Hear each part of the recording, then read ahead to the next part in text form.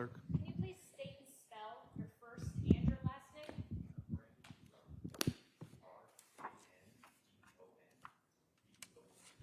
Thank you. Raise your right hand, please. You do solemnly swear the testimony you're about to give will be the truth, the whole truth, and nothing but the truth, so help you God? All right, sir, go around the court reporter. Have a seat up here to my left. Your Honor, could we have a sidebar? Is it about what we discussed earlier? The state's probably going to, you won't complete your direct before lunch? I don't believe so, no. Okay.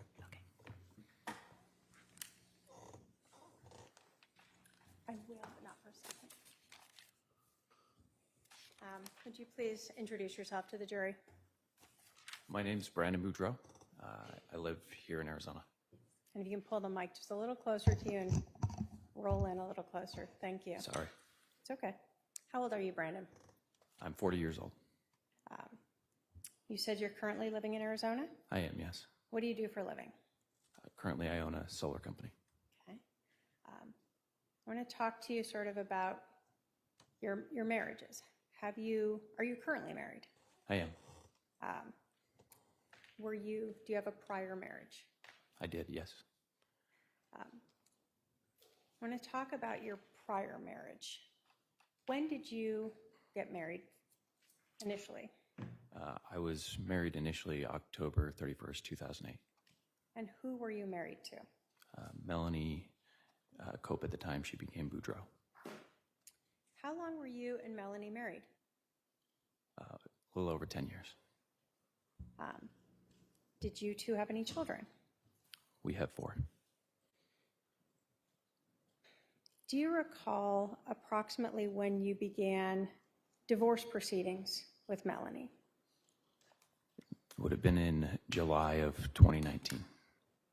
And do you recall approximately when your divorce with Melanie was finalized? It would have been in October of 2019. Was it before or after October 2nd? It was the middle of October. Okay. So after.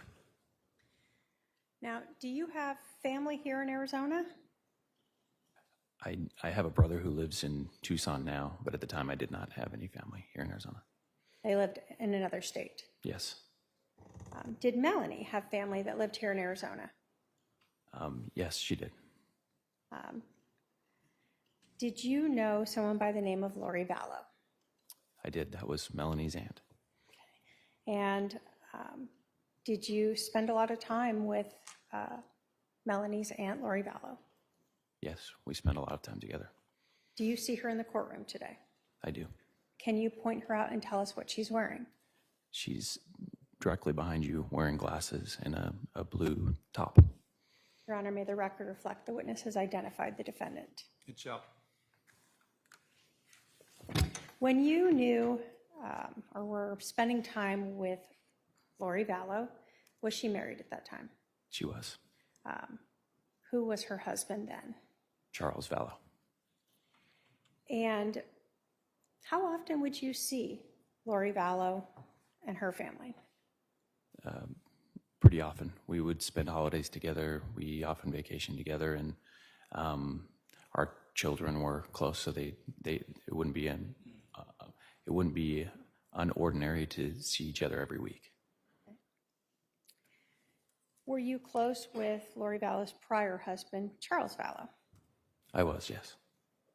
Did you know other members of Melanie's sort of expanded family? Yes, I did. Did you know a person by the name of Alex Cox? Yes, I did. Who was he in relation to Melanie? That would be her uncle. Okay. So Lori's brother? Correct, yes.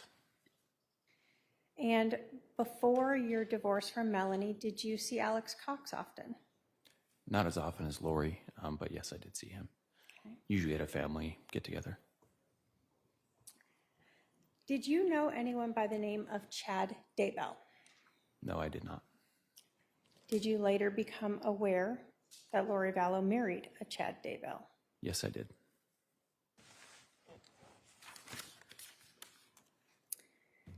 Can you try to describe for us the relationship between Melanie, your ex-wife, and her aunt, Lori Vallow? I would say that she looked at her as maybe more than an aunt, like closer to a mother figure.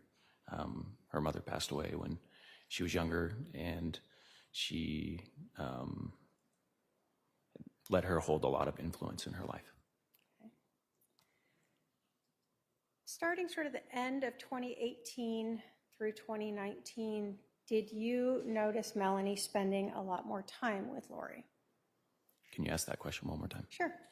Starting sort of the end of 2018 through 2019, did you notice Melanie spending more time with Lori? Yes. In 2019, did you start to notice issues with your marriage with Melanie? Yes, I did. Without going into what was said, did you ever speak with Charles Vallow about Lori Vallow interfering with your marriage with Melanie? Yes, I did, on a few occasions. I want to talk to you about June 25th of 2019. Did that day stick out to you? Yes, it does. Why do you remember that date? On June 25th of 2019, I had a long disagreement with my then wife. My grandfather had passed away suddenly of a heart attack a few days earlier, and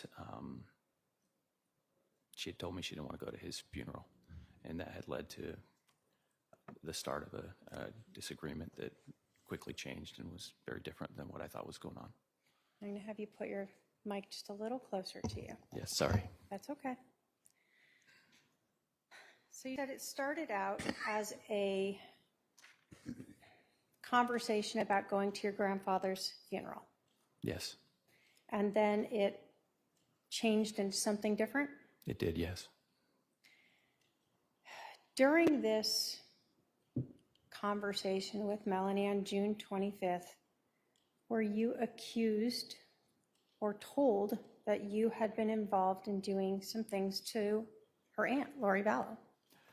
I was, yes. This sticks out because it was so bizarre to me. I was trying to talk to my wife about our relationship, and she was using different language that was confusing. She kept saying that she was going to reveal things about me, and it just didn't make sense. And then she accused me of hacking Lori's computer, which I knew I hadn't done, and I didn't know why it mattered to what we were talking about.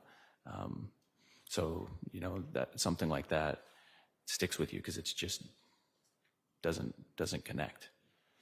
Do you know how to hack into other people's computers? I do not.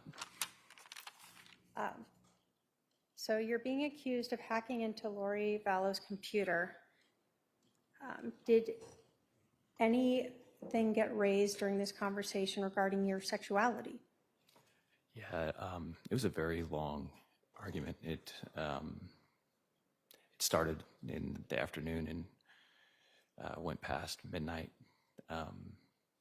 and as things kept escalating, more different allegations that didn't make any sense kept coming up, and one of those was that God had revealed to her that I was gay, and that one stuck out because Charles had told me that that Lori was trying to convince her of that, which I thought was so bizarre. It just didn't make any sense. I was married and we had 4 kids. So. Did you ever hear anything about allegations that you were trying to help Charles take Lori Vallow's temple recommend away? It didn't come up in that specific argument, other than as a side mention of why I might have hacked a computer. But yes, I did hear those allegations. I want to ask you, are you a member of the Church of Jesus Christ of Latter-day Saints? Yes, I am. Were you and Melanie both practicing members? We were, yes. Was Lori Vallow and her family practicing members? As far as I knew, yes. When we talk about a temple recommend, what is that? Inside of our faith, we try to set aside the temple to be a place that's sacred. It's a place where you can be closer to God. And because you want it to be a sacred place, we try to live to a higher standard if we're going to go in there. You know, it's the idea of trying to be more like the Savior's example and keeping promises or covenants that you make to him. And so in that process, most of us self-report to a bishop or an ecclesiastical leader and a stake president or a higher ecclesiastical leader, just to verify that you're doing your best to keep those promises. It's kind of a way to help you assess, to decide if it's a place that you should go, or am I living in a way that I can go and feel good about, you know, trying to get closer to God in that space, and am I living in a way that sets it aside and makes it somewhere special, somewhere sacred? If someone's temple recommend is removed who is a member of the Church of Jesus Christ of Latter-day Saints, is that a really significant thing? For most of us, we would feel like, personally, I would feel that way. It's something that is sacred to me, and it is important. And so I would not want to lose that. It would be something that would reflect that I'm not doing a very good job of my goal to try to be more like my Savior. Okay.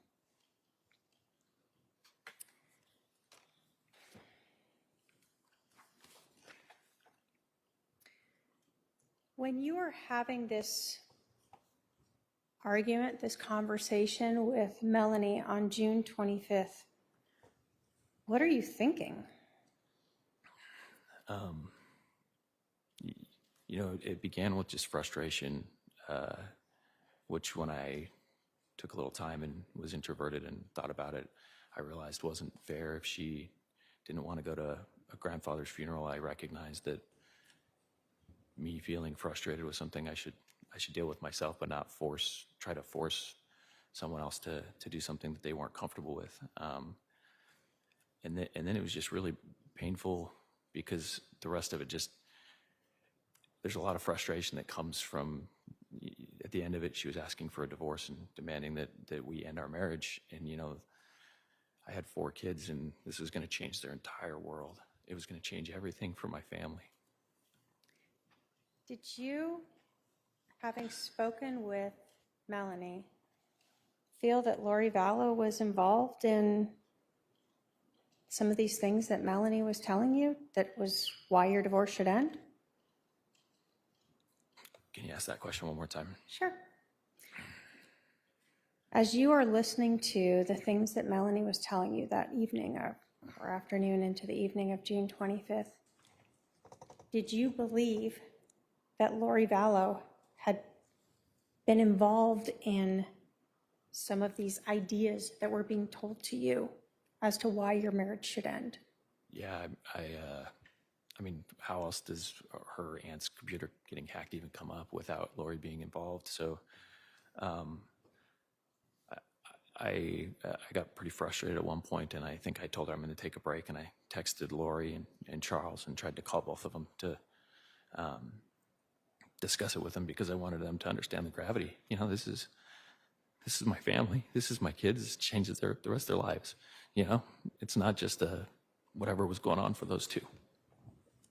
So you told us that you just mentioned that you actually sent a text message, or a couple of text messages, to Lori Vallow that evening?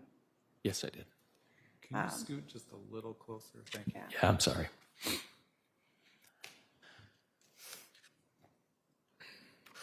Why did you text Lori Vallow that night? Hope that she would have integrity, that she would respond and acknowledge that I didn't hack her computer. I don't know, honestly. Just hope, you know. I was trying to find something to fix the problem. So you felt strongly enough that Lori Vallow was involved in these ideas that Melanie was putting at you, that you actually reached out to her?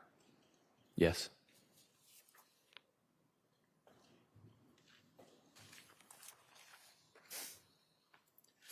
Your Honor, I've shown the defendant Exhibit 122. I'd like to have my paralegal bring that up.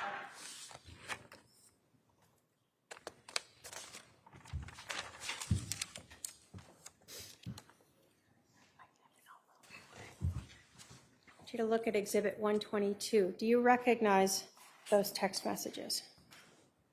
Yes, I do. Are those messages that you sent to Lori Vallow on June 25th of 2019? Yes, they are. Do those relate to the allegations that were being told to you by Melanie that Lori had provided her? Yes, they do. And that was you trying to fix these things that were lies? Correct.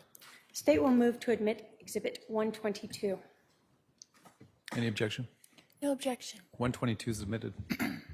If I may publish.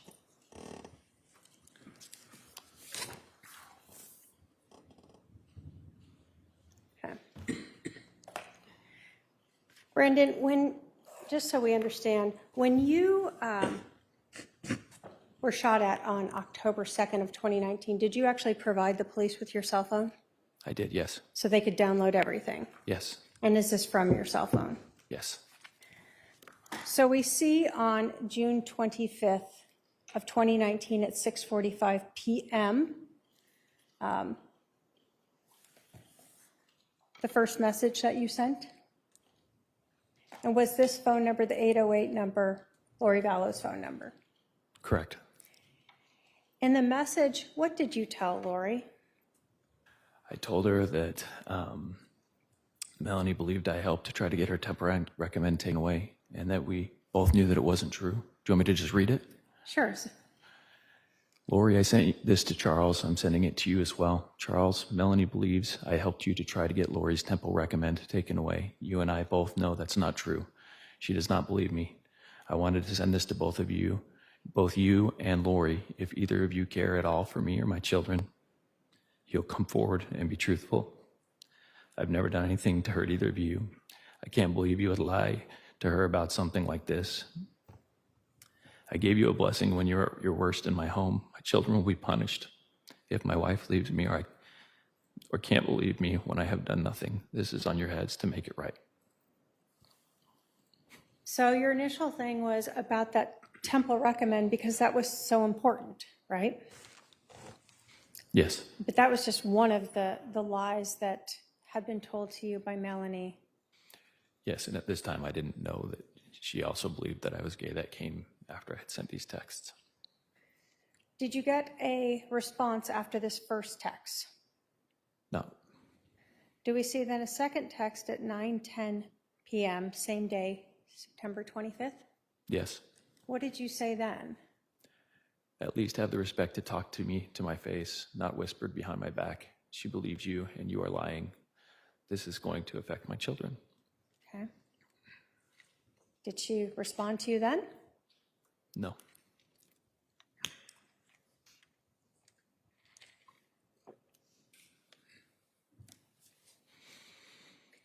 And a couple minutes later, did you send Lori another message? I did. What did you say then? I will not stop until the truth is known. It says I didn't dip, but a typo. I didn't do the things you said, and because I know I did not, I will find a way to prove it.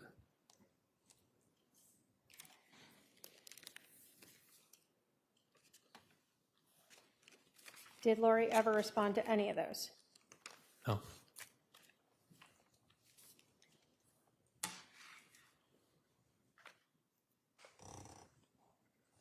Were you able to convince Melanie that these things that Lori had told her were not true?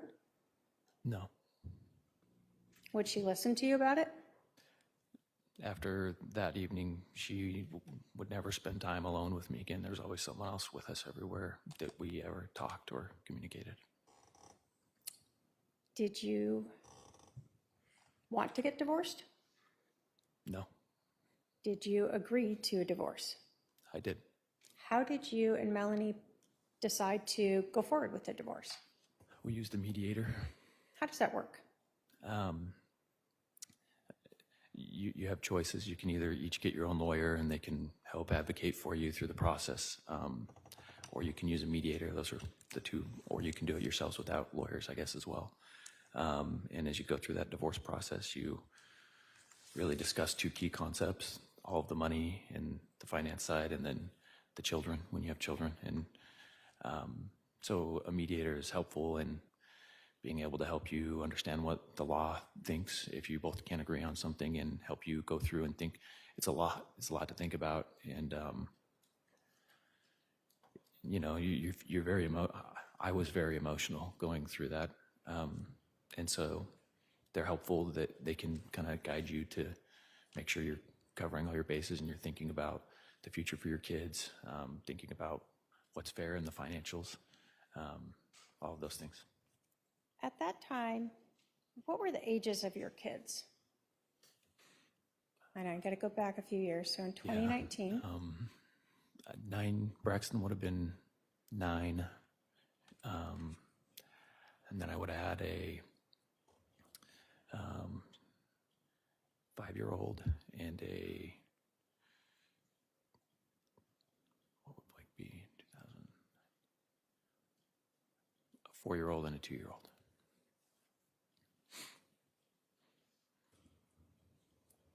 And you told us that you started to see a mediator sort of in July of 2019? Yes. Do you recall if it was the beginning, middle, or end of July? Beginning of July. So really fairly quickly after you were confronted with these theories of you hacking Lori's computer and trying to take her temple recommend away. Yeah. As you went through a mediator, did you agree to have joint custody of your kids? I did. Did you and Melanie have a house at the time you were married? We did, yes. And in the mediation, we agreed to sell it. Now, prior to the sale of the house, did Melanie move somewhere else to live? Yeah, we agreed that I would help her find a rental, which we did. And then our house was an expensive house. We were listing it at about $1 million. And so having those young kids inside of it while you're trying to have it show ready all the time was a concern. So we agreed we'd get a rental house where the kids would be able to stay so that they could just be kids and not have to try to live super, super clean. And I would stay in the house and just kind of live in it as a shell house till it sold. Okay.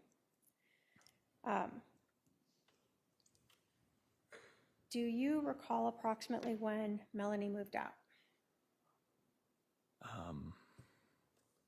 July, around the 14th or so, I think. I'm not 100%. It's been 6 years. Mid-July? Yeah, mid-July. So the kids were living with Melanie in the rental house, and you were staying in sort of I'll call it a community property house at this point. Do you recall when your house sold? In September, I think we got it under contract, and at which point I started looking for a rental house, probably. For yourself? Yeah, for me to move into so that we could then do our joint 50-50 custody with our kids. Did you find a house to rent? I did. And was that the 3875 East Phelps Street in Gilbert? Yes. When you were looking for a residence, did you consider at all the location of Melanie's rental house? Yeah, I tried to, we had agreed we would stay within a couple miles of each other so that it would be convenient for each of us. And I also tried to move close to where I had before I had built the home that we had, I had lived in that same neighborhood. So I tried to move closely to a place my kids would be familiar. Okay. Did you sign a lease for that 3875 East Phelps Street on September 13th of 2019? Yes. What was your plan in terms of when you were going to move into that new house versus staying in the community home? I was going to stay in the community home until right before we finished everything up. So like the end of September, and then I would move over to the new house. And when was the house, the community house, supposed to close? October 1st. Okay. And what was the mediation agreement for that money on October 1st? Who would get what? It was going to be split between me and Melanie, and it was supposed to all go to one account, and then I would transfer the money over to her. Okay. So at some point, did the plan ever change as to when you were going to move into the Phelps house?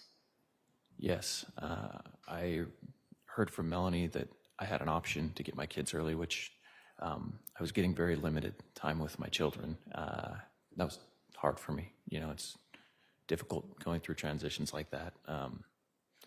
So she had offered, she said she was going out of town and that I could have my kids early if I got the house early. And so I was excited, and I quickly changed my plans and made a quick move from the current house into the new house to get it ready, because when you have young kids, you have to kind of prepare. You can't just move them in. Everything needs to be kind of organized. During the mediation, had you and Melanie come up with an agreement as to when each of you would have the children?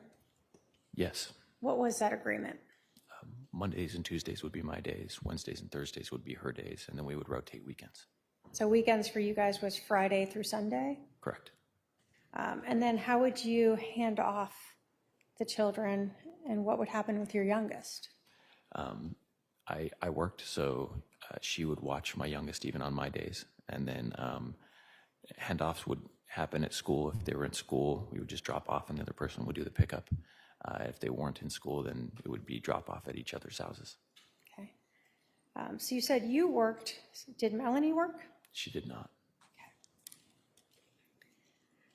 So Melanie kind of just tells you she's going out of town on the 26th and offers the children to you. Do you recall about when you moved into now this residence on Phelps? It's been a really long time. Shortly after, I think, that conversation, about a few days prior to when I got the kids. I think it took me a couple days to move in. So you had the kids on the 26th. I did, yeah. How did you told us you had been planning to move in a little bit later. How did you get moved earlier, quicker? Did you have people help you? What'd you do? My neighbors that lived across the street from me at the house that I was selling noticed that I was moving and offered to help. I just went and got a truck and decided to move. I was excited. I didn't tell anybody even. I just kind of jumped after it, and then one other friend found out, and he brought another friend. So there's 4 people who helped me move, and they were the only people. I mean, I immediately had my kids after. They're the only people who even knew that I had moved. It was a very quick decision. Now, you told us that part of the agreement would be that you and Melanie would drop off the kids. At any time, did Melanie ask you for the address of your new residence? Yes, she did. Did you provide it to her? Yes, I did. You think anything of it when she asked you that? I mean, no, I had said I would give her my address always. We had to drop each other the kids, so she had to know where I lived. Okay. You told us that you hadn't told anyone else your address? Yeah, it wasn't like out of secrecy. It just hadn't come up yet because it was so quick. So Melanie knew your address?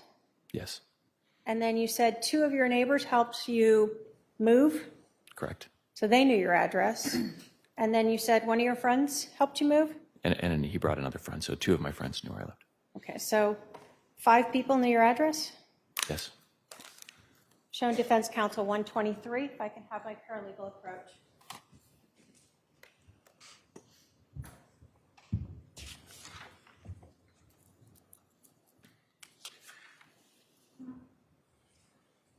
Do you recognize those text messages? Yes, I do. Are those the text message between you and Melanie where she asks you for your new address and you provide it to her? They are.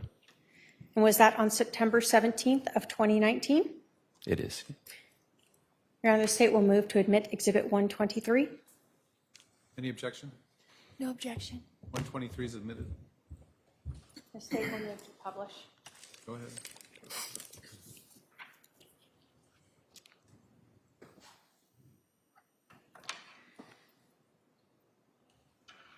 So again, you told us that you had provided your cell phone to the Gilbert Police Department on October 2nd. Is this from your phone?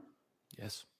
And so Melanie texted you on September 17th at 10 in the morning. What's your new address? That's correct. And a few minutes later, 27 minutes later, you provided her 3875 East Phelps. Correct. You told us your parents did not live in Arizona, right? That's correct. And at the time, really, you didn't have any family in Arizona. Did your neighbors that helped you move know Lori Vallow? No. Did your neighbors that helped you move know Alex Cox? No. How about your friend that helped you move, the two people who helped you move with them? Did they know Lori Vallow? No. Did they know Alex Cox? No. Did you post your address on any LinkedIn or social media? No. So on September 17th and on September 26th, when you got the kids, were the only people that knew your address and knew Lori Vallow and Alex Cox, your then wife, Melanie Boudreaux? Yes.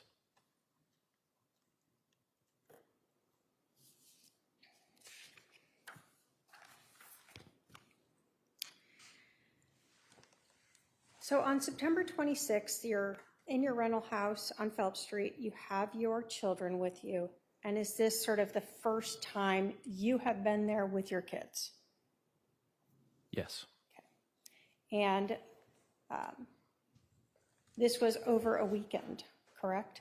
Correct. So you had your kids sort of that weekend of the Saturday, the 27th and 28th. And then did you follow your normal schedule now of Monday and Tuesday having the kids? Yes. And then was October 2nd sort of Wednesday, October 2nd? And that would be the day you would normally exchange the Correct. children? That was the first day that I would not have my kids. Okay. And so on October 2nd would be the day that Melanie would now have control of the kids that evening? Yes.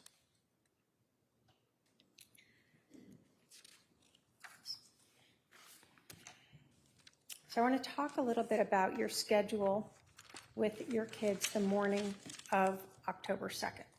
Okay. Can you tell us sort of what your general schedule was? What'd you get up and do with all the kids? Yeah, it's been a long time. You know, my kids are different now, but back then, I would probably wake up an hour and a half early. Got to wake each kid up individually.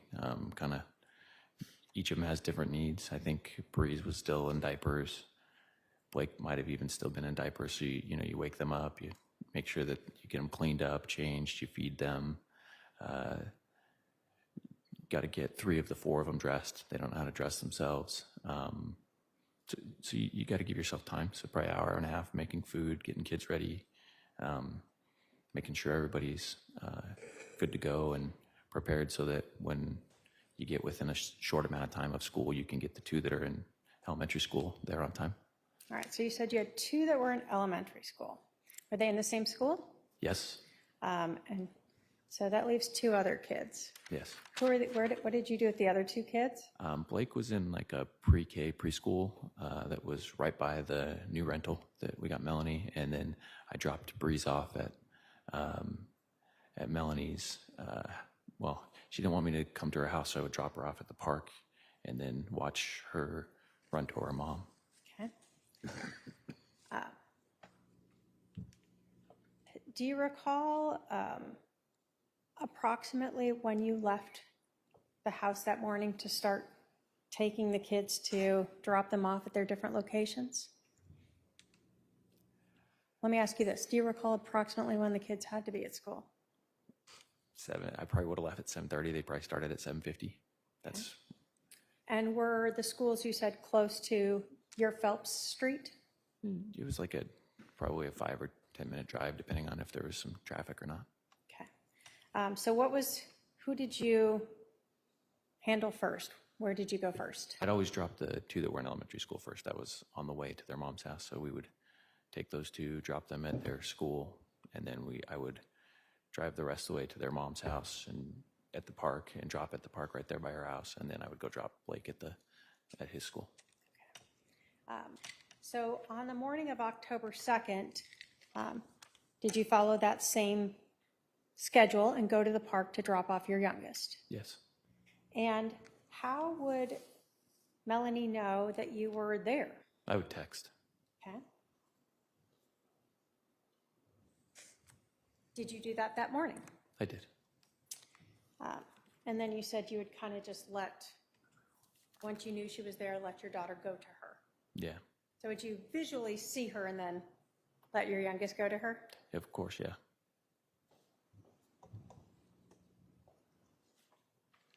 Show Defense Counsel Exhibit 124. Charlie Boulevard with that.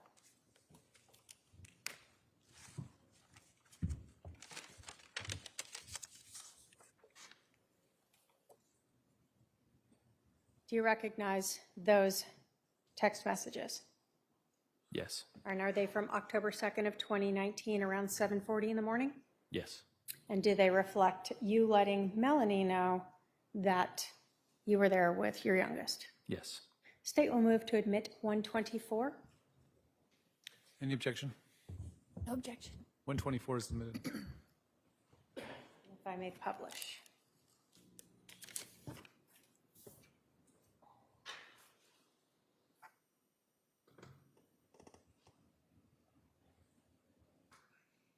So, do we see here on October 2nd at 7:40 in the morning, you sent a text message to Melanie saying pulling up, Correct. and then you received a message for her that she'd be there in a minute? Yes. Were you able to hand off your youngest to Melanie? Yes.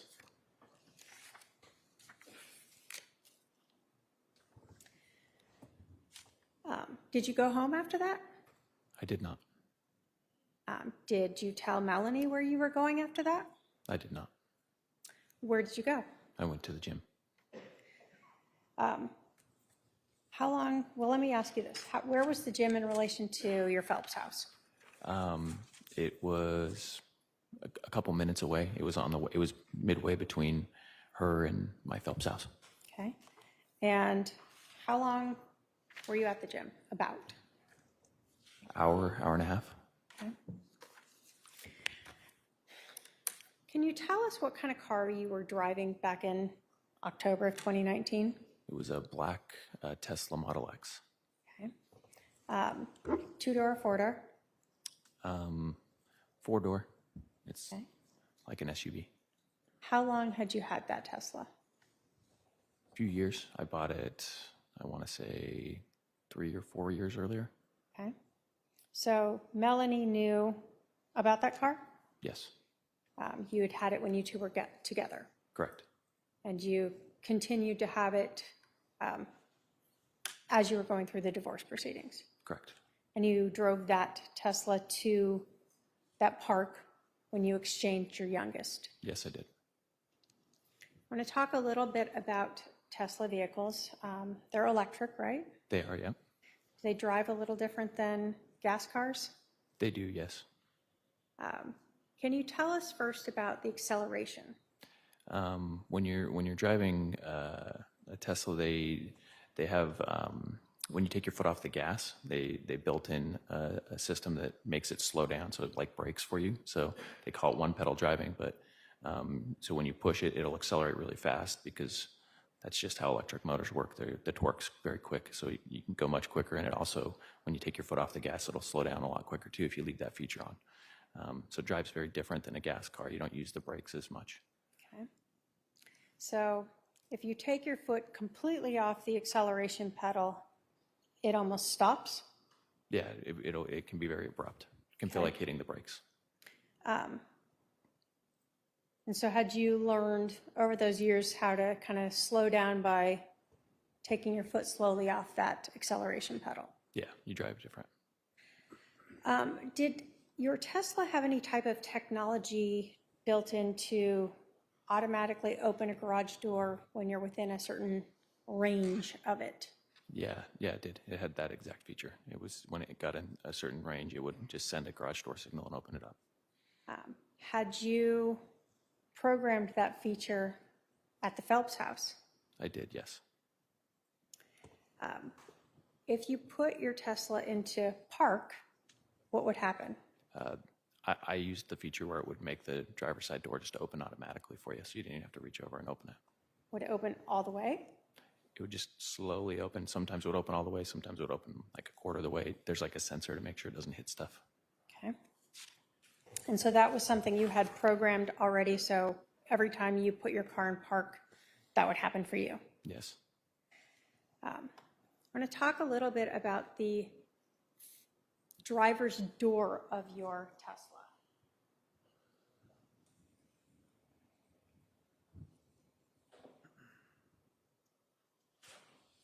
In a lot of cars, we see a metal frame that goes around the window. Did your Tesla have that? No, they make the window seal up into the frame of the car, and so there's no top frame on the door itself, no metal top frame.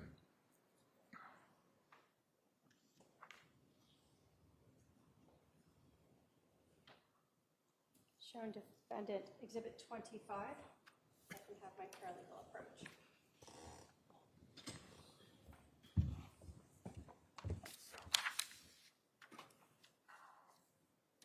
Do you recognize what that photo is? That's a photo of my car. And does that show the door itself without the glass, but the frame of the door? Yeah, does a really good job showing that. State will move to admit exhibit 25. Any objection? No objection. 25 is admitted.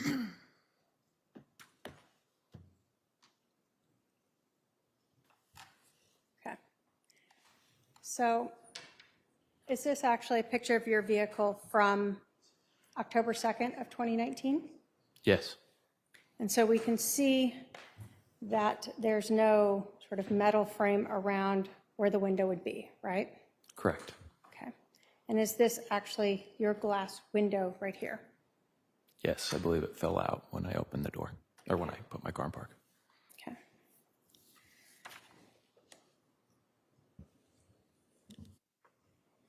I want to talk to you about that morning of October 2nd. You drop off your youngest with Melanie.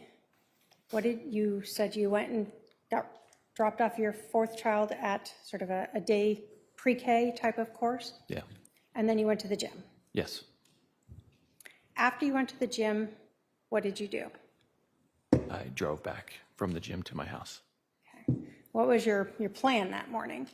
My plan was to shower and go to work and meet with my business partners, and we had an owners meeting that day. Okay. Can you tell us what happened when you turned into or onto Phelps Street that morning? That morning, I made my usual left onto Phelps Street, and there's one house and then my house, and so it's not like you're driving. You're coming through a turn, so you're not moving super fast, and there's not a lot of distance, so I don't really push the gas very hard. But I remember coming around the corner, kind of letting it almost kind of coast as I was waiting for it to catch the signal and send my my garage door up. And while I was doing that, I noticed a Jeep that was parked, and it was really awkward. Why was it awkward? Well, it was parked on top of the car that was normally there. So there's usually a van there, and it was just like parked nose to the van, and it was like the back of it was almost blocking my driveway. It was parked so you just wouldn't think anyone would choose to park like that. So it kind of stood out to you right as you came around that corner. I noticed it had a Texas plate. The other thing that was awkward about it was and no back tire, which Jeeps always have the back tire. That's like their thing. So all of that stood out, right? I mean, you don't have a lot of time when you're coming around a corner like that, but all of that just like, I was like, oh, that's weird. And I remember thinking my neighbor must know somebody from Texas. Because I'm new, I don't know anybody yet. And I was like, and man, they parked awkward. Like that's a really crappy park job. So that we understand, was the Jeep parked sort of the opposite way of traffic? Yes. And so when you come around the corner, you're seeing the back of the Jeep. Correct. And you said it was nose to nose with a white vehicle? Was it? Yeah, I believe it's a van. And was that a vehicle you had seen in the few days you had lived there? Yeah, it had been parked there every day so far. Okay. So you recognized that one. Was there a lot of other vehicles parked on the street? No. Just that Jeep right up to that one and on your driveway? Correct. When you were coming in and sort of slowing down, what do you see happen? So as I let the car kind of coast in, the back window pops up. I see a muzzle. I hear a bang. And your fight or flight kicks in at that point. So for me, I just immediately thought, and my window shattered. All that happened in like the snap of a finger. And so I just immediately thought someone's shooting at me because I saw a muzzle. So I hit the accelerator and I just went straight. I no longer was planning on turning into my driveway to let the garage door trigger. And I'm going to have you pull your mic just a little bit down again. Yeah, I'm sorry. I can lean forward. Could you hear all of that? So I'm going to go a little bit through it. So you said you saw the rear window open. Yes. Is that sort of the window that normally the tire would block from opening? Yes. Did you see any hands or anything pushing it open? I can't say I did. The windows were dark, and I remember it lifting, and I remember seeing a muzzle. Let's talk about the muzzle. Could you tell, was it a handgun muzzle, a rifle muzzle? What are we talking about? It looked like a rifle or a long gun. Yes. Also, possibly like there was a silencer on it or a suppressor or something, because I remember the muzzle looked a little bit awkward at the end. Okay. Have you shot guns before? Yes. Have you shot rifles before? Rifles and handguns and shotguns. Did you grow up sort of shooting, hunting? Yeah, my family hunts. I'm not a big hunter myself. But you're familiar then with rifles and shotguns? Yes. Had you shot handguns before? Yes. So when you saw this, what did you think it was, the muzzle that you saw? I mean, you had a very short window, but it looked like a rifle to me with maybe a suppressor or something on it. Okay, so it was able to come out of the window enough that it looked like a rifle to Yes. you. You said you heard something. Can you describe that for us? It's a loud bang, gunshot. That's the only thing I can think of. And you've heard gunshots before. Lots of gunshots, yeah. So you hear this and you recognize that as a gunshot. Yes. And you said then your window shattered? Correct. Did you see a hole through your window? No, which was confusing. So I was, all this stuff is happening quick. I'm sure I had some kind of what's the word I'm looking for? Shock, some form of shock. I'm sure there's a little bit of that, but I remember the first thought I had was I need to call 911. Someone just shot at me. So that, and I remember my phone flying forward and backward because I was driving quickly and accelerating quickly. remember getting my phone and calling 911 and just, I mean, you're like, I remember having a hard time breathing, you know, just feeling overwhelmed that somebody shot at me. And then I think maybe because I was feeling a little guilty or something, I remember thinking like, oh, maybe, I mean, there's no bullet in my car. I don't see a bullet hole anywhere. Maybe they did, maybe it wasn't a real gun. Maybe I'm overthinking this, you know. You have a lot of thoughts going through your head. Did you ever say maybe it was a paint gun? Yes, I think I did. Thinking now, have you seen a paint gun before? Yeah, I've played paintball lots of times. Does paint come out? And Not as loud, and it marks stuff everywhere. would it have left, in your experience, having fired paint guns, does it shoot out paint that you would then see? Yeah, wherever it hits, it leaves a bunch. I mean, that's why it's called paintball. Did you see any paint on your window? No, Were you thinking clearly at that point when you're thinking about that? I think there's a lot of thoughts that go through your mind. It was a very stressful situation. I've never had someone shoot at me before. You called 911, and you told us that you drove away from the area, right? Yeah, I accelerated, went around a corner, and I parked by, there's a pool right there in the community, so I pulled over and parked next to the pool. I want to show defense defendant two different maps of the area.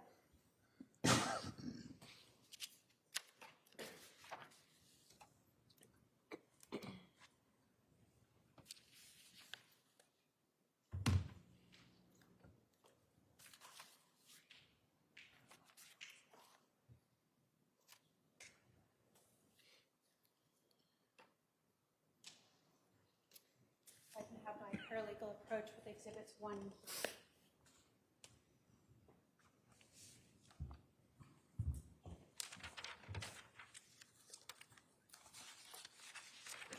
Can you look at those two exhibits and tell me if you recognize them as maps of the neighborhood, a closer up, as well as a further away map of your Phelps Street address and the streets around it?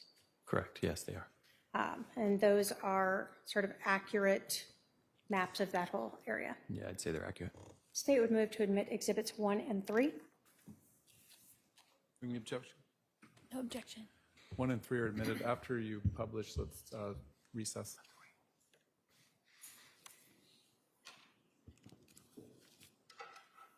I'm going to start with 1.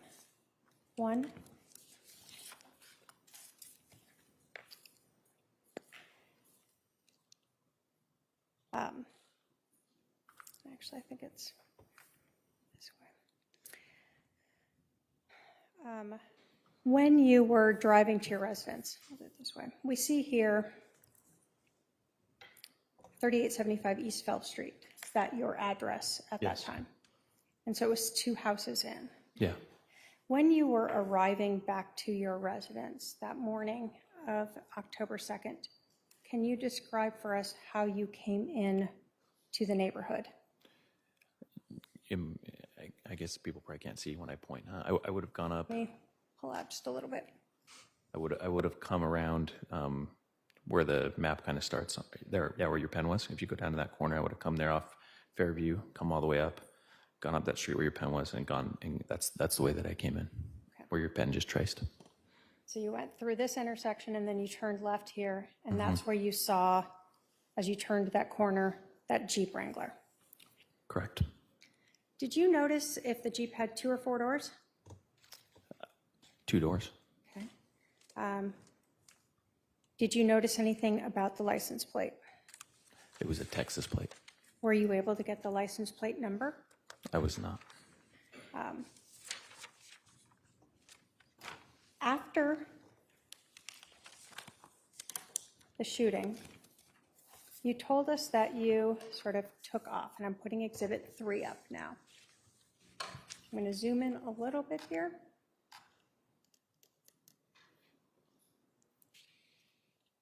So we see Phelps Street. Is that the same street we were talking about? That is You told us that you accelerated. Was it this direction on Phelps? correct. And what did you do when you got to this intersection? Made a right on Cole, and you can see there's a pool right up there. I parked right there in front of that pool where that little walkway is, right on the, So you parked right near the pool here. yeah, right where your pen tip was there, kind of by the E. Were you on the phone with 911 prior to reaching that pool? Yes, I was on the phone with 911, I think, as I got towards the end of Phelps Street. Did you see the Jeep as you were there at the pool? I did, yes. And where did you see the Jeep go? It came down Phelps Street, went north on Cole, then it made a right on Waite when it saw me, and then it continued down Waite and made a right down whatever that road is. There's no name on it. And then I lost it at that point. It went down Fairview, and if you go to the bottom of this, it actually exits out onto Pecos Road. So I knew where they had to have gone, because the only way out of that neighborhood is to go down that Fairview Street drive and go around on Francis and then go out onto Pecos. And so that's what I told the police when I told them what happened. I told them that it had exited out onto Pecos. So basically, the only two ways to get out of your neighborhood was either to go up Cole, where they would have had to go past you to get onto Fry, or to go south to Pecos Road Correct. through this neighborhood. Yes. We're going to do Amita. Members of the jury, we're going to recess. We're going to resume at 1 p.m. Please remember the admonition. Please be in the jury room ready to go at 1 p.m.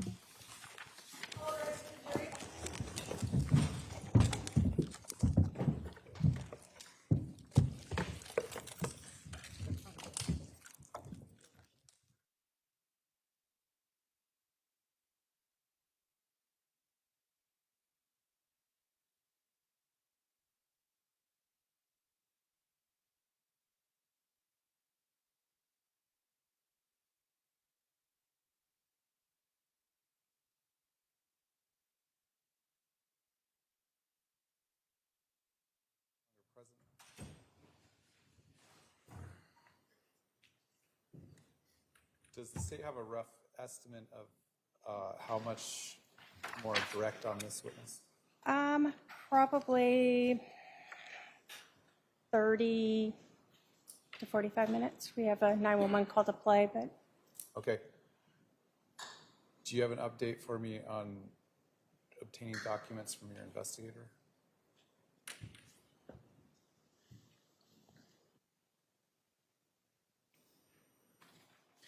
So I can't personally communicate with him during lunch break, so I'll have them check into it. And I guess I didn't know if advisory council or your paralegal were able to contact him via email while this was going on this morning. You did when you asked me.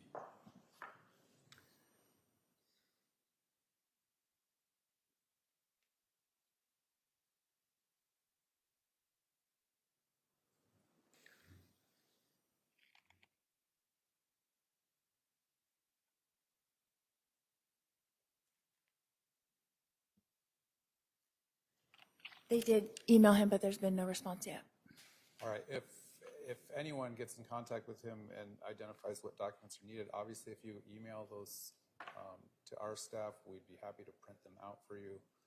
But please let me know with any updates. Are there you have identifiable specific documents, and have you attempted to contact him on what that is that you need here this afternoon? If I can meet with my team right after this, I'll make sure that they have a list of everything Okay, so that we can all right. do that. Please keep us updated. Okay. Be at recess till 1 o'clock.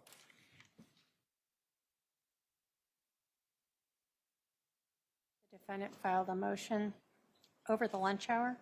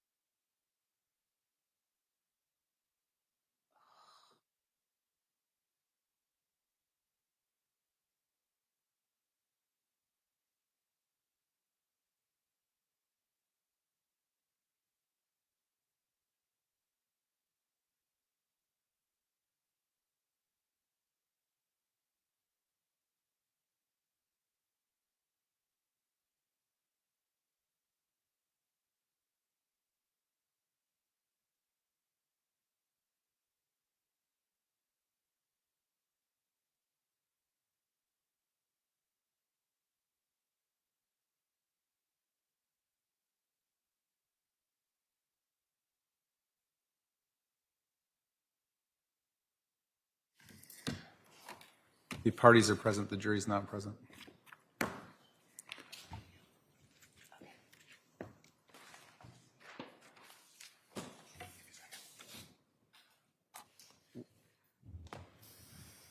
I guess there was some issue when we had our pretrial conference a couple weeks ago. You had filed a motion to meet with your advisory council over the lunch hour. That was granted, but apparently you weren't brought to them, or did you request to meet with them over the lunch hour? Yes. Okay. So were you brought somewhere else and then eventually brought to them? Yeah, I was brought to them for about 5 minutes ago. So. Okay. I guess I'll remind the officer that the sheriff's office did indicate that if they needed to provide a different officer or additional officers, that they would accommodate the defendant meeting with her team over the lunch hour. So that should be done. I know there's spots here in this building right behind this courtroom. What other issues? We were unable to get a hold of my investigator. He isn't answering the phone or has not answered the emails yet, so I didn't know what remedy we can take for that. I have an idea, but Okay, what's your idea? maybe doing the cross out of order, maybe taking on another after the direct is done, so that I could get with him to get that information. Do you know if any of the documents you'd plan on using may have already been marked by the state as exhibits? We could look at them and I could I think that's check it where out. you might want to start is Okay. if it's already been marked, or maybe tell the state what you're looking for. Because if we don't need to wait for things that are already available to us, that would be ideal. And could we do that on the break or? I guess what we'll do is we'll proceed with direct of this witness, and maybe we'll take a short break when the state's done with this witness, and then we'll try to sort it out. Okay. Was there some motion that was filed over the lunch hour? Yes. I haven't seen it. What is it? It's a 10.1 motion that I thought was filed yesterday, but they just brought a notary in today. For a change of judge again? Correct. All right, well, I guess that can be referred to the criminal presiding judge. We can deliver a copy to Judge Green today, and I'm sure she'll get to it as soon as she can. But we'll proceed with trial. Okay. Let's bring in the jury. Can I remind the witness, you are somewhat soft-spoken, so try to remember to get as close to that microphone as you can.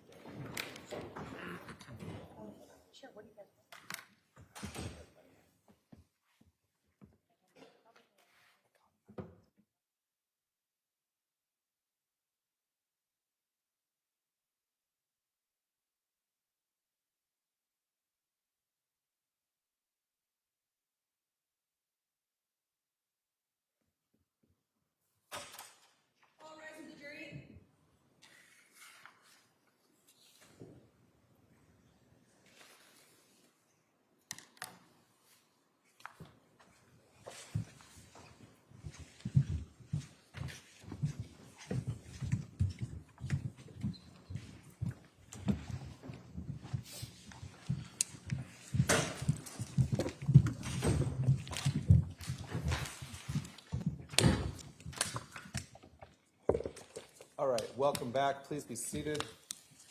Jury is present. They can resume its direct examination. Thank you.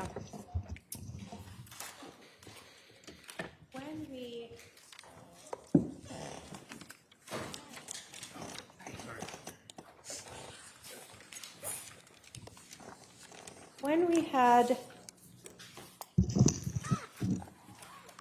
broke, we were talking about your travel and the travel of the Jeep after the shooting, correct? Correct.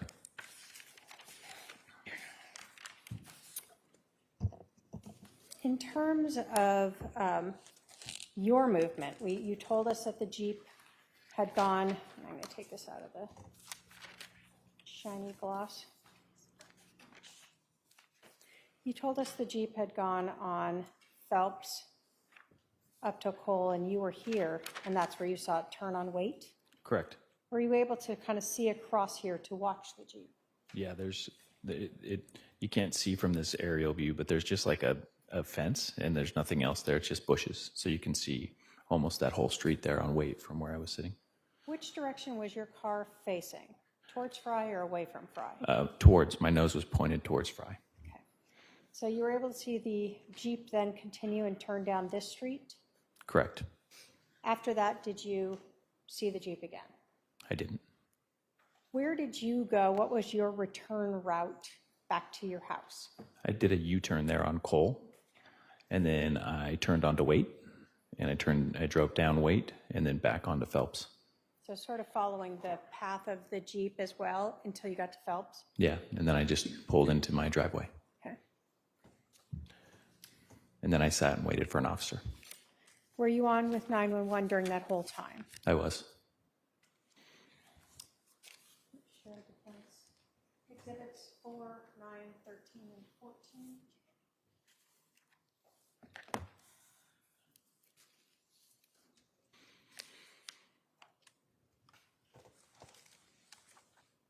When you came back to your house, well, let me ask you, I want to ask you some distance. When you first arrived at your house and you saw that Jeep, you told us you'd never seen it before. Can you tell us approximately how far away you were from the back of that Jeep when you heard that gunshot? Well, you could kind of see in that map, there's only two houses. I was at the end of the first house, and the driveway was on the end half of my house. So I was past the point of my house and moving towards that driveway. So I would probably say a few feet, 15 feet or 10 feet or something like that was the distance. Do you recall ever saying maybe 20 or so feet? I'm sure I could have. It was a long time ago. I'm going to I've shown the defendant exhibits 4, 9, 13, and 14, if I can have my paralegal approach with these exhibits. You can take a look at those and let me know if they depict Phelps Street and the house you rented, as well as some cones to represent different things in the street. Yes, Do you recognize all of those? I do. State will move to admit 4, 9, 13, and 14. Any objection? No objection. 4, 9, 13, and 14 13 and 14. are admitted.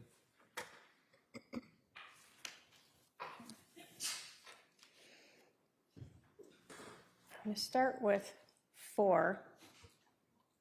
In this photograph, we see a police car down here. Is this your car here? It is. So is this the street that when you're turning down Phelps, you're talking about coming from this end? Yes. So you passed one house and your house is the second house. Correct. Okay. And that's the white van that was parked there. Okay. So we have another photo. Let me first kind of go here. In this photograph, is this your residence? And this is exhibit 9. Yes. Okay.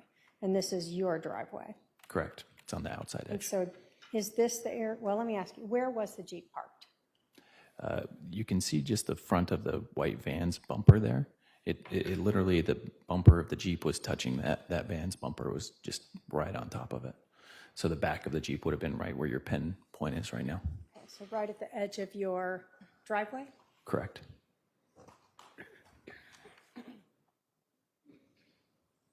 I'm going to use 13 and then 14 to give us kind of, we'll go back and forth between them. So in 14 here, is this the white vehicle you were talking about? Yes. And this shaded area between the Jeep and the driveway is where you're discussing that the Jeep was parked? Correct. And then this is your driveway. Yes, The rear of the Jeep was facing you. correct. It was facing towards me. We see two cones here. What do those depict in terms of the location of your vehicle? The front of my vehicle would be that one that your pen's pointing at, and the back of my vehicle would be there. That's an estimate. Obviously, we were trying to recreate, but that's an estimate about where my car was when I heard the shot and my window shattered. Okay. So at this point, when we were talking about slowing down, had you started to turn into the driveway yet? No, So you were still sort of straightforward. correct. Okay. And so the distance that we're talking about is what we see here in 13 from this cone to the edge of your driveway here? Correct. Okay. So a little over the width of your driveway. Yeah.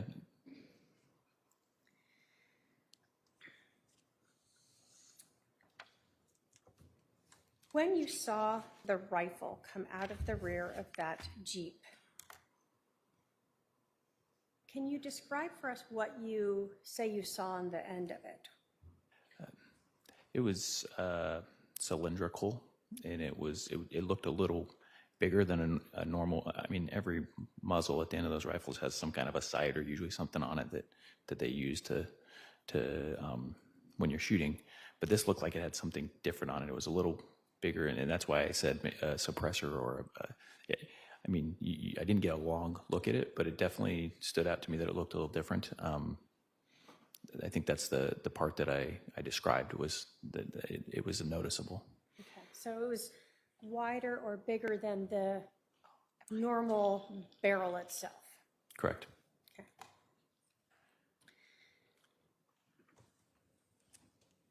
When the window shattered next to you, did anything come in to you that you recognized at that time? No. Did you understand at that point there wasn't a hole in your window? Correct.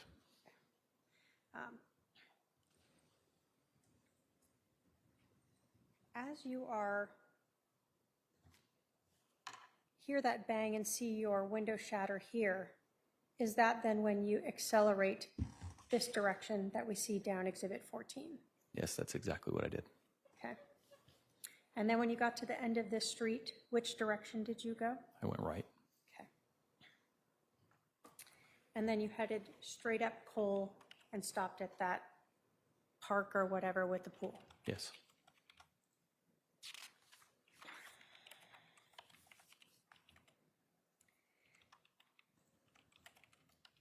As you are waiting in the driveway here in your car, did you get out of it? I know you said the door opened, but did you get out? I didn't get out and look at my car. The door opened, the window fell down, and I think that I just kind of let the window fall there, and I might have moved like part of the window over, but I'm pretty sure I think that and I'd have to probably review, but I'm pretty sure they asked me to stay in my car till the police officer arrived. So I'm pretty sure I just stayed in the car and waited for the officer. So before the officer arrived, did you look at your vehicle itself? I'm going to put up Exhibit 25 again. The first time that I looked at the outside of the exterior of my vehicle was actually when the officer walked me over to my car. And both of us at the same time saw on the top of the door frame there's the spot where the bullet hit. And that was the first time that I knew for certain that I had kind of been shot at. And I remember probably another feeling of shock again, kind of like the first time when someone shoots at you and it's loud, and I remember just thinking like, that's really close to where I was sitting, like it was inches from my head.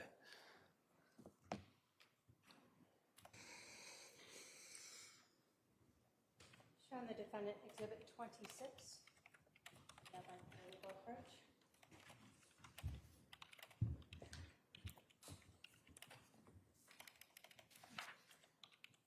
Brandon, do you recognize what that is a photograph of? Yes, What is that a photograph of? that's the photograph of the top of my car. That show the bullet hole that you saw? It does, yes.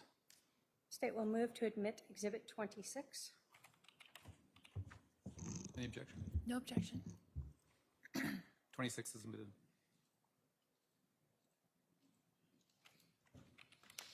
So we see here in Exhibit 26, says the bullet hole. That is. Dumb question, was it there before? No, Was your window broken before this? no. And you were sitting right here. Correct. You can't see it as well, but that's when you sit in that with the way I was sitting in the chair, my head would have been right at that level.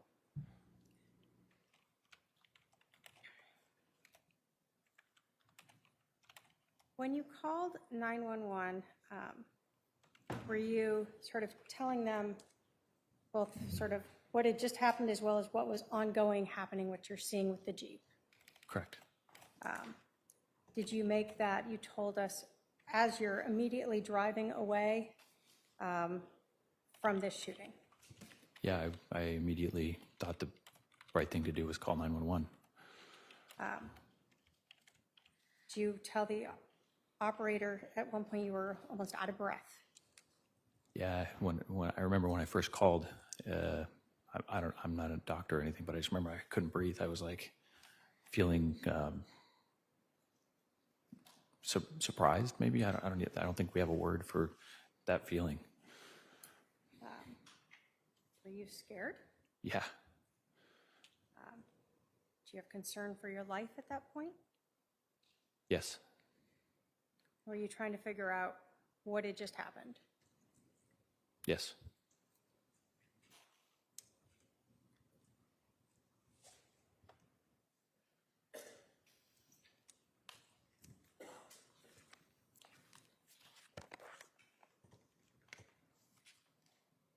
I've shown the defendant Exhibit 125, the 911 call. If I could have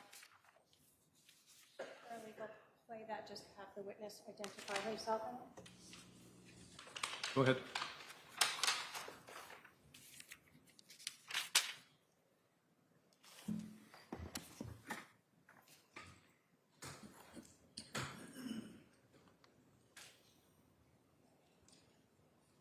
You can approach with the computer. Yes.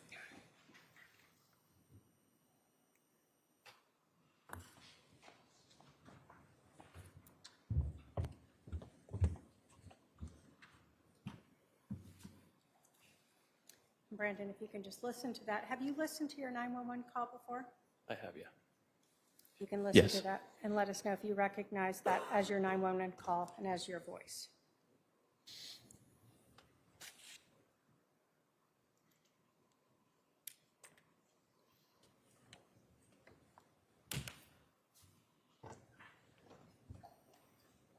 Yes, this is my 911 call. Thank you.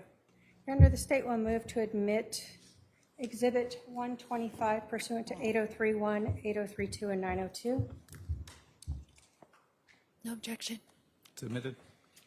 And if we can publish that. Go ahead.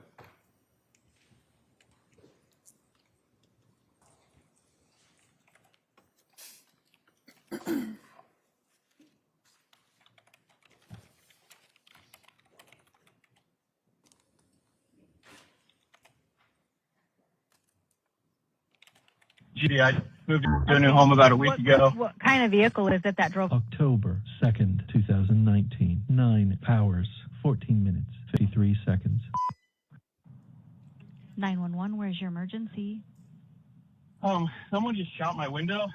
Okay, They're where in a Jeep. I'm in the Cooley Station neighborhood. I was pulling in my house at 38755 East. But I can see them driving off. Okay, someone shot at your vehicle? Yeah, and it hit my window. It shattered my driver's side window. Okay, when you pulled into his driveway? As I was trying to pull into my driveway. Sorry, Okay. I'm a little off breath. They just drove off. I saw them drive off. Okay. Do you know who these people are? I have no idea. I moved into a new home about a week ago. What kind of vehicle is it that drove away? Jeep Wrangler, had a Texas plate on it. It was, Jeep Wrangler? It was olive green. Olive green? Okay. Yeah. Hold on just a second. Texas license plate? Yeah. Okay. I didn't get the plate. I'm sorry. I got a little nervous. That's okay. That's all right.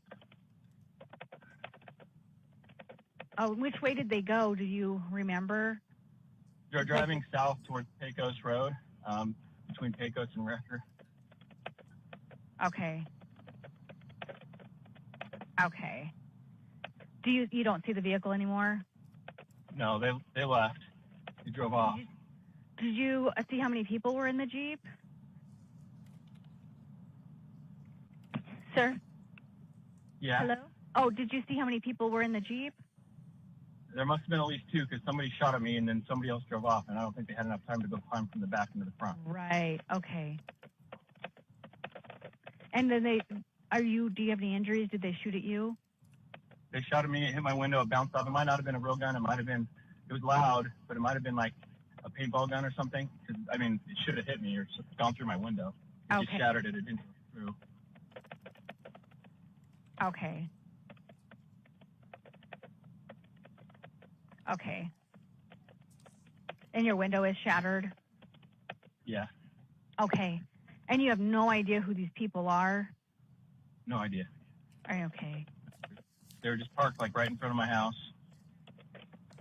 Okay. They were parked out. So they were parked across the street in front of your house? You know, in front, right on the same side of the street as my house. Right in front, there's a minivan there. They're just parked right in front of that. Okay. I'm pulling into my house because they're gone. Okay. Where are you at right now? In my car. Where are you at? In my car at my house at 38 Okay. East Phelps Street. I'm going to walk over here and see if I can see what they shot at me. And what kind of car were you in? I'm in a black Tesla Model X. It's a black what? Tesla Model X. Okay, black Tesla Model X. Okay. Okay.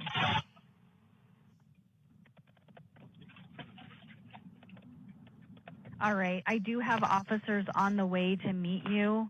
Okay. Do you want to go inside or do you want to wait outside wherever you feel? I'll wait out here. Yeah, I don't know that it was a real gun. Maybe it was. I can't tell. I don't think it was because my window should have gone through my window. Okay. All right. And what is your name?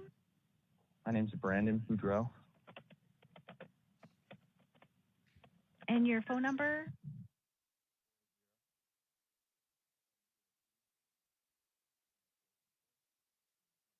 Okay. Okay. I'm going to stay on the line with you just to make sure you're safe, just in case they come back. Do you have any weapons on you? No. Okay. Okay.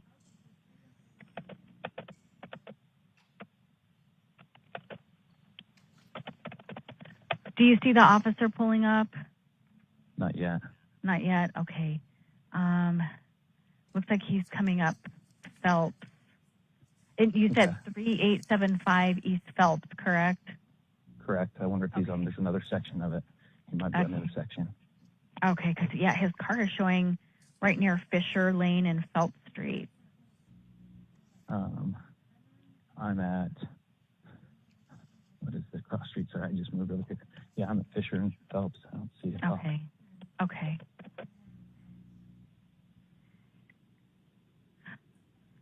Interesting. It's funny, his car was showing there for a second, and now it's showing back at Higley and Pecos, so that's kind of weird. Wonder if he saw the Jeep drive off or something. Maybe. I know that there's actually an officer that's heading towards you, and then there's other officers that are dispatched that are looking for the car. So we've got several guys. looking out for the car, but we have one headed towards your house. Okay. I think he accidentally hit his arrive button is what happened, because he's still moving.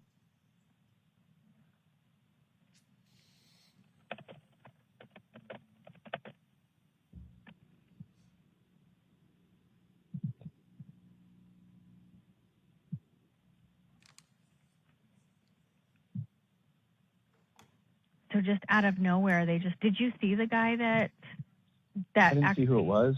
It was Okay. weird because I was pulling in and I saw a Jeep, Texas plate, and I thought, oh, that's weird. You know, my neighbor must have someone visiting. And then they like lifted up their little back window in their Jeep, and I saw like a muzzle, and then I heard a snap and my window shattered. So I just, instead of turning into my driveway, I just hit the gas and drove off because I didn't know. And kind of when I got my bearings, I realized I should call 911. Okay.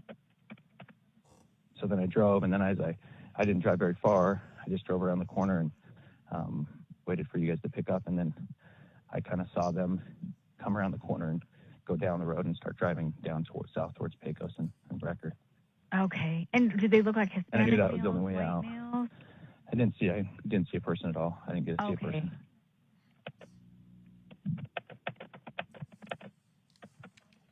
Okay.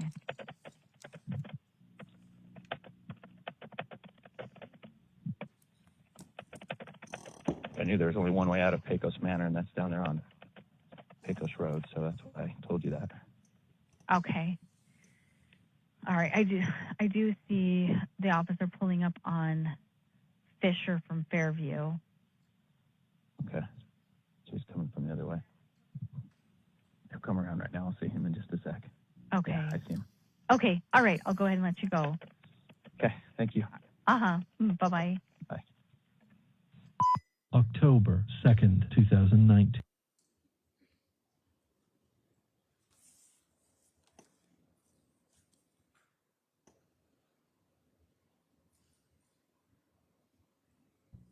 I want to talk a little bit about some of the things that you told the 911 operator. You mentioned in the call that you thought it might be a paintball gun because it should have gone through the window. When you were saying this, were you at all contemplating that there's no paint on your window? No. Were you sort of that frantic, you're just trying to come up with excuses or ways to explain what happened? I was just trying to figure out why a bullet didn't come through the window. A bullet should always go through the window was what was going on in my mind. So I was trying to come up with a reason. So you didn't know through this whole call that your car itself had been hit? No. We hear that you, when you got into the driveway, a loud crash. Yes. What was that? When I put my car into park, when it automatically opened that door, and then the whole window just fell right there. And most of it kind of stayed together, like I think the window tint or something held a lot of it together, but also a lot of it didn't. And it was like all over inside my car and all over on the, a little bit on the driveway. Okay. You also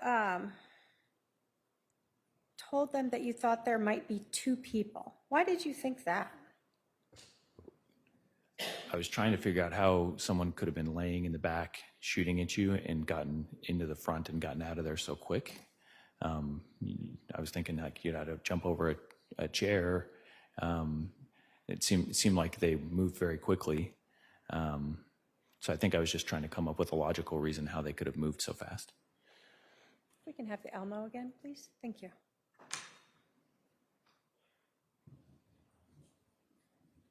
Putting Exhibit 1 back up here. So this is the residence that you were arriving back to, correct? Correct. And your car was facing this direction, west? Correct. And so the Jeep itself was also facing west? Correct. When you drove up to the pool, is that in this area off of Cole? Yes. And were you all the way up here before you saw the Jeep turn on to wait? I was, yes. So there was some time, actually, before the Jeep was able to follow and catch up with you. Correct. I think in your mind, everything's happening so fast. I was just surprised by how quickly they were moving, but listening to it, for instance, you can hear that there was a lot more time that elapsed than what you thought in the moment. So time when you were going through this stressful situation seemed faster to you, and now listening to the 911 call that you're talking while this was occurring, you can tell it's a little slower. Yes. Do you recall where you were when you were able to finally get your phone and start calling 911? I was at the end there of Phelps Street, about to turn on to Cole and then I had to unlock my phone, so it took me a couple more seconds around the corner to get it. Okay. So you were able to drive down Phelps, get into your phone, and get up to Cole and park there. And then you saw the Jeep also turn on Cole and then turn on wait. Mm-hmm. Is that yes? Yes.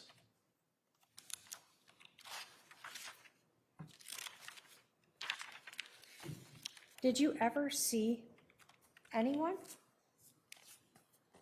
As in a in person? the vehicle, in the Jeep?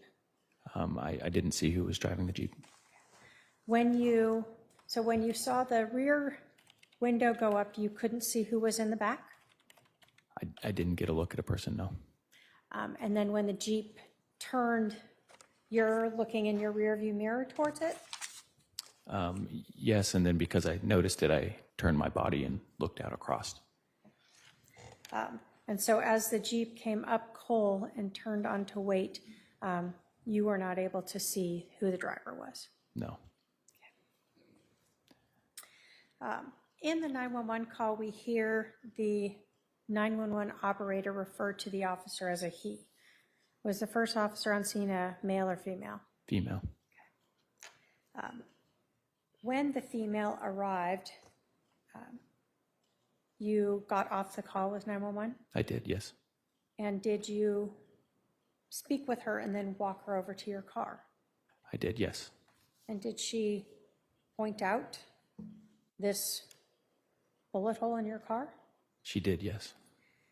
When you saw that, what happened physically to you? I remember within a short amount of time, I asked her if I could sit down. I started getting a little bit overwhelmed because I realized that someone shot at me, was trying to kill me. If my head was that close, that's the only logical thing. Before you saw that bullet hole, were you still sort of trying to explain how there's not a hole in your window? Yes. After you saw that bullet hole, did you start to think that someone had tried to kill you? Yes. I remember I texted my father, told him that.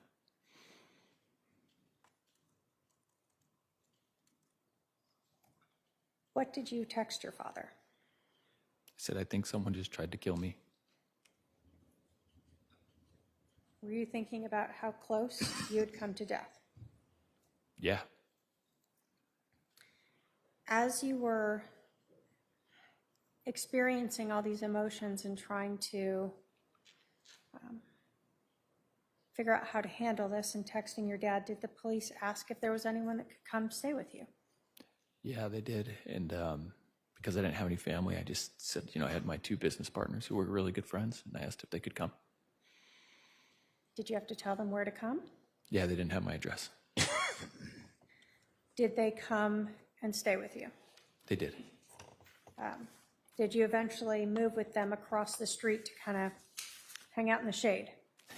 It was hot, so yes, we moved over to a cooler spot as the day went on. And we see in Exhibit 9, is this actually you guys sitting over here? That is. At some point, did a detective come get you and interview you? Yeah, Detective Pillar came over and got me. Did he interview you? Yes, he did. Where did that interview take place? We walked around that corner. He had his car parked, and in kind of a shady spot, and we did an interview in his car. Was that recorded? I believe so. The first patrol officer on scene, that female officer, did she ask you if you could think of anyone who would want to harm you?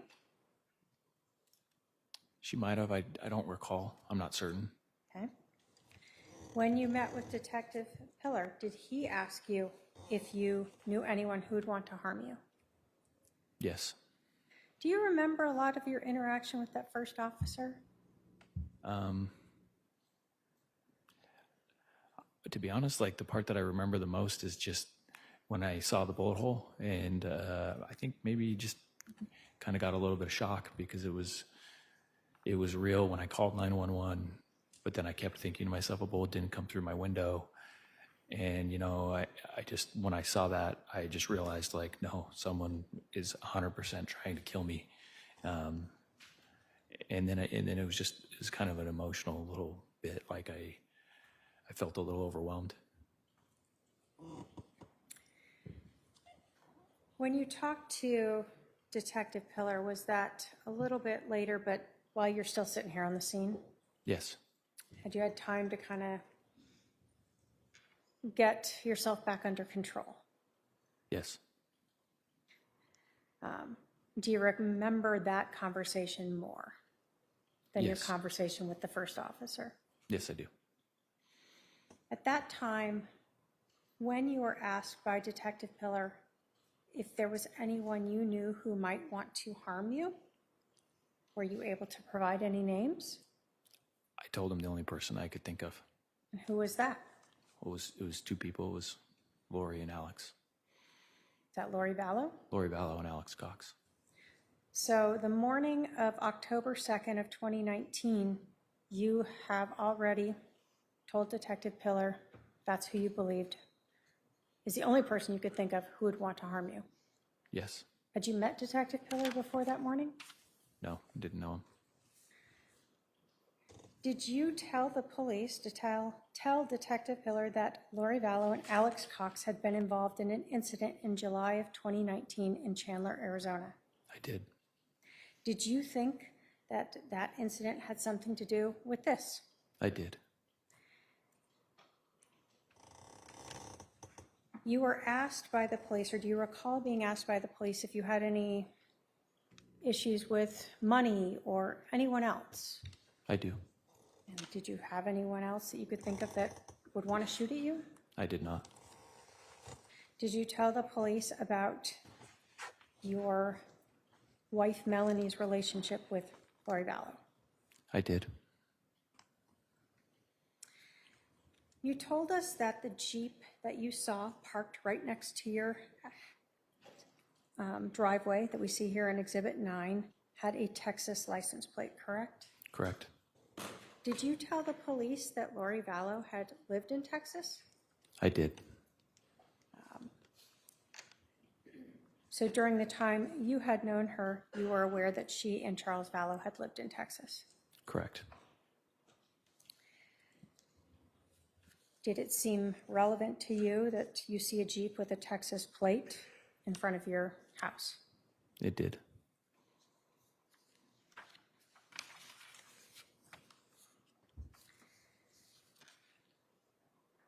So on October 2nd, when you were shot at, Melanie was living here in Arizona, correct? Correct. And she lived close to your house in Phelps? Within a couple miles? Within a couple miles, yes. And she was the only person who, outside those two neighbors and two friends, who knew this address? Correct. On October 2nd of 2019, did you know where Lori Vallow was living? No, I did not. And on October 2nd of 2019, did you know where Alex Cox was living? No, I did not. But in July of 2019, you knew they were living in Chandler, Arizona. Or Yes, I did. Lori Vallow was living there. Did you ever learn that Lori Vallow and Alex Cox moved to Rexburg, Idaho? Yes, I did. Did Melanie ever move out of Arizona? Can you restate that? Sure. Did Melanie, your wife, or maybe by then your ex-wife, ever move out of Arizona? Yes, she did. Do you recall when she moved out of Arizona?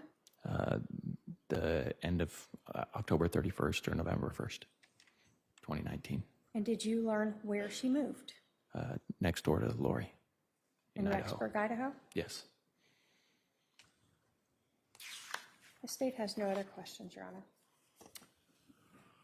All right, I need to take a couple-minute recess to sort out an issue. I'll have the jury retire to the jury room. Please remember the admonition. All right, jury.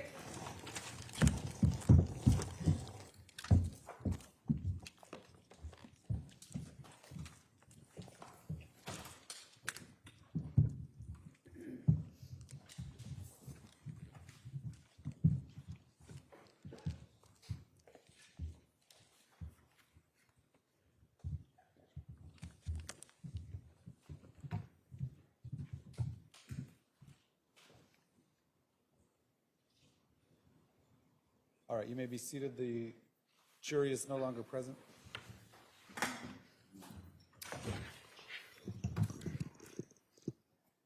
Do you have some exhibits that you could use, or what are you missing? Or